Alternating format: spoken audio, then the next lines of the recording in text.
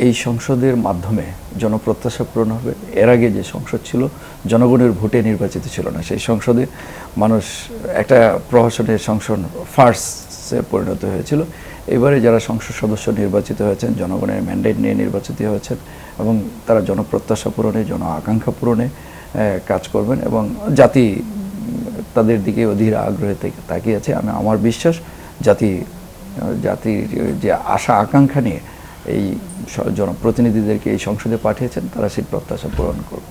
আগের সংসদের সাথে এই সংসদ মিলানোর কোনো সুযোগ নাই, কারণ আগেরটা তারা ছিল রাতের ভোটে নির্বাচিত, জনগণের ভোটে ছিল না। এবার জনগণের সরাসরি ভোটে একটি ঐতিহাসিক নির্বাচনের মাধ্যমে যারা এসেছেন তারা এইবার সংসদে যে আলাপ আলোচনার মাধ্যমে জাতির যে প্রত্যাশা এবং যে সমস্যাগুলো রয়েছে আমাদের সেই দেশে কীভাবে দেশটাকে এগিয়ে নিয়ে যাওয়া যায়, সামনে এগিয়ে নেওয়া যায়, দেশটাকে অগ্রগতির দিকে, সমৃদ্ধির দিকে, গণতন্ত্রের দিকে এবং একটি আধুনিক বাংলাদেশ বিনির্মাণের জন্য এই সংসদে একটি আলোচনা হবে। সংসদ সদস্যরা উন্মুক্ত বিতর্ক করবেন, আলাপ আলোচনা করবেন। আলাপ আলোচনার মাধ্যমে আমরা এগিয়ে যাব সামনের দিকে, যে বাংলাদেশটি এদেশের তরুণ প্রজন্ম সহ সব শ্রেণী পেশার মানুষ প্রত্যাশা করে। বহুদিন পরে জনগণের কাঙ্ক্ষিত একটা সুষ্ঠু নির্বাচিত একটি সংসদ বসতে যাচ্ছে। এই জন্য মানুষের মাধ্যমে কার্ডই দেওয়া যাচ্ছে না, আমি যতটুকু শুনেছি। এটা আসলে উৎসবমুখর হবে। তো প্রথম অধিবেশনে বেসিক্যালি মানুষের প্রত্যাশা তো বেশি, প্রত্যাশা অনুযায়ী কেমন হবে এটা জানি না, প্রত্যাশা পূরণ হবে কিনা। তবে প্রেসিডেন্টের ভাষণ হবে।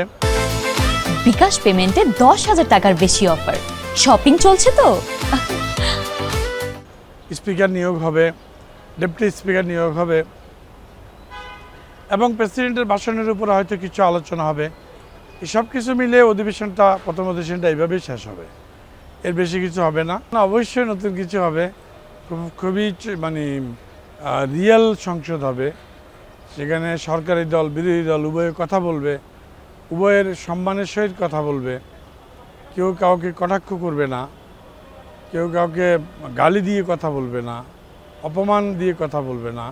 এরকমটা আমাদের প্রতি নির্দেশনা আছে। অবশ্যই বিরোধী দলের কথা সরকারি দল শুনবে, আমাদেরকে সেভাবে বলা আছে, আমরা শুনবো। এটাই তো শোনা গণতন্ত্রের সৌন্দর্য, শোনাটাই তো মূল বিষয়। না শুনলে জাতি কি জানবে, আমরা এবার কি উত্তর দেব, সরকারই বা কী করণীয় আছে। শুনলে তো সরকারের করণীয় থাকতে পারে, সরকার দলের করণীয় থাকতে পারে, জনগণের কিছু ভাবনার বিষয় থাকতে পারে, শুনতে তো হবেই। আগামী দিনের সংসদে এরকম নিউ ডেভেলপমেন্ট, পরিবর্তন, দেশের কালচার, দেশের উন্নতি, গণমানুষের উন্নতি, গরিব মানুষের উন্নতি, শিক্ষা, স্বাস্থ্য, এগুলোর উপরে প্রচুর কাজ হবে, বক্তব্য হবে। ওই বন্দনার বক্তব্য দিন শেষ।